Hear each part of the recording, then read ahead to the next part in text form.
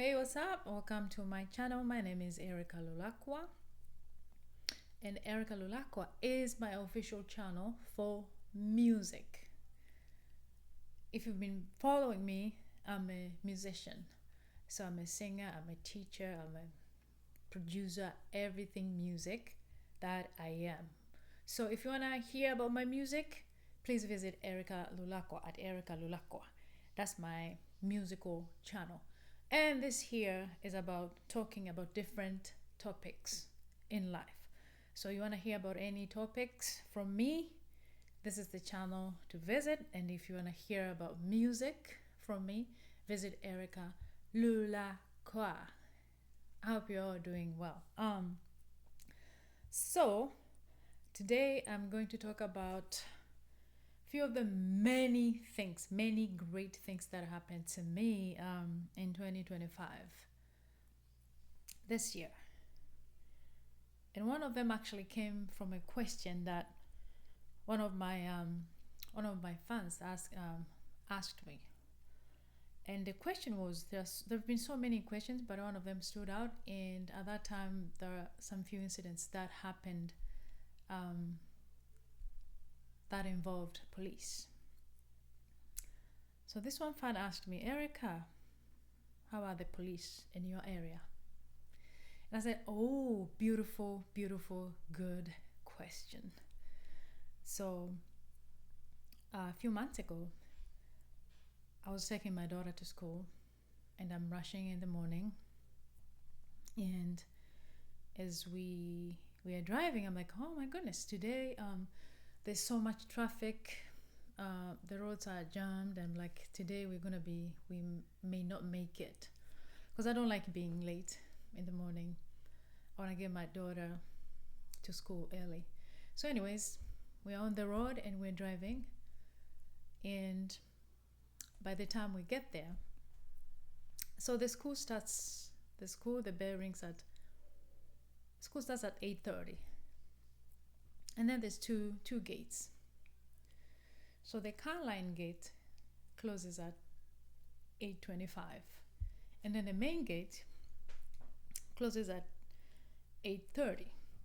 So by the time I go to the car line gate, it was already 8:26. So obviously I didn't make it to the car line gate, so I had to go around and get my daughter to school through the main gate. And on the main gate, there's a main road. So there's two streets, or two-way, one going up and the other one going down the opposite way. So, and there's one that cars park facing down and the one park facing up. So as I'm going towards the main gate, I find all the spots were taken, and I'm like, oh, I'm not gonna be able to make it today. So what I did, I saw a red zone and it has a little bit space, but I said, okay, I'm just gonna park here.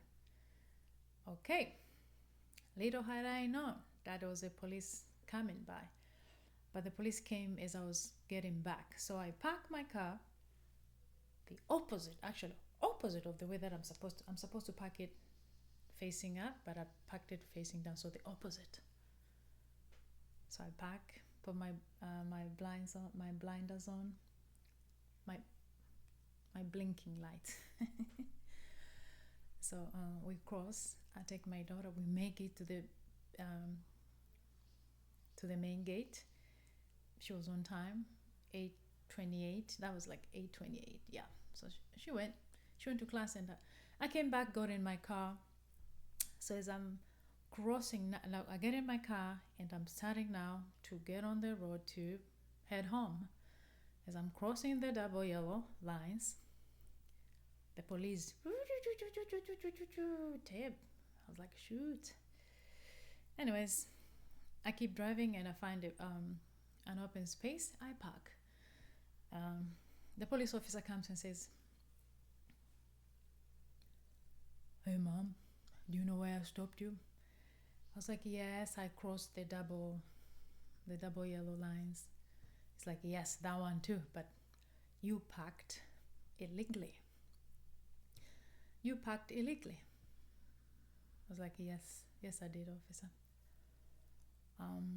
So where is your, can I have your documents, please? First of all, give me your driver's license. So at that point, as I was rushing in the morning, I left my driver's license on my one of my purses. So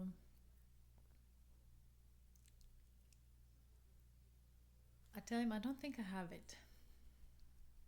I left rushing, so I left my purse at home, and that's why I keep my driver's license. So do you have anything on your phone? Maybe you have a photo or something. I was like, oh sure, let me check. I may have it. So I checked my phone, my photos. So the one I found, it was actually, or it was expired, and so I had the new one that I had, because all my driver's license expires in May.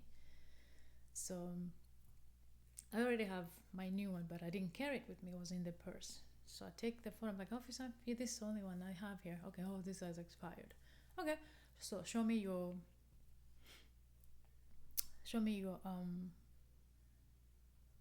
insurance. I was like, oh yeah, I know my insurance. It's here. I open my compact and I check. The insurance wasn't there. Or where's the registration? I checked my registration. It wasn't there too. So I have 3 documents missing. So then I remember, okay, every time I take my car for a wash, I took all my documents out and put them in my purse. So I had them all in my purse and nothing was in my car. So I'm like, officer, I don't have anything. And then he went back and checked my plate number. So I think he checked the plate number and he realized that all my documents are up to date, but I didn't have them in the car. So he comes back. I'm like, you know what, officer? I really do have all the documents and they are not in my car right now. And I'm sorry, I left home rushing. Bringing my daughter here, I didn't want her to be late. What grade is your daughter? I said, oh, 2nd. And she goes to the school. I was like, yeah, she goes here. Please, officer. I will make sure next time, or after I get home, I take all the documents and put them in the car. It was like, I waited here a little bit. Let me go talk to my partners. So he went and he spent I think he was checking my records and all that. And then he came back. At that point, I was like, if I get this ticket,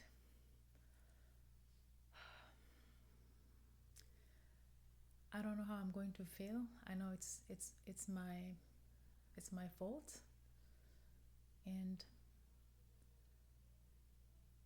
I don't know how I was gonna feel, because at that time I had a lot going on back, behind the scenes. So the officer comes. He comes back and he's like, so today, Erica, I am not going to give you a ticket. You have no idea how I felt, because that ticket, had he given me, it would have been not less than $600, because I park the opposite, because the area at the school where we park, my friend just told me like a few days ago, like, oh, I got a ticket there and I paid $120 just parking illegally on that street. It was $120. So I was parked illegally. That's $120, and then crossing the double line, that's something else. And then I am missing 3 of the crucial documents: my license, insurance, and registration. All those, I did not have the documents in the car. So imagine, that could have been $600 just like that. But the officer said he was not gonna give me the ticket that day, and I'm telling you, that officer changed. He changed my situation. I'm telling you, I was feeling down like 20, let's say 10% in the morning.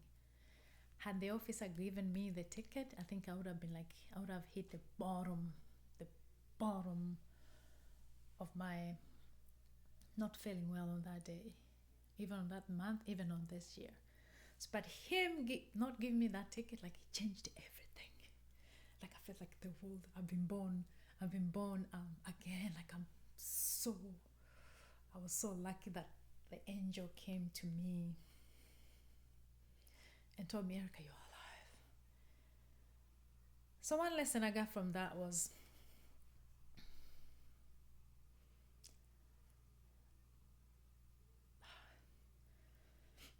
so when the officer left and I left, I just drove home crying. Like, had this officer give me the ticket, I would have hit bottom rock. But I did not. Instead, he energized me. Like, that act of the officer energized me. I felt so alive. And I thought, it's very important. Like, we don't know what people are going through behind the scenes. When we meet people, instead of jumping into conclusion, or instead of reacting in a very negative way, or instead of what, I think we need to give people a break. We need to give ourselves a break. We need to give ourselves a second, a minute, an hour, a day, or a week, or a month to breathe.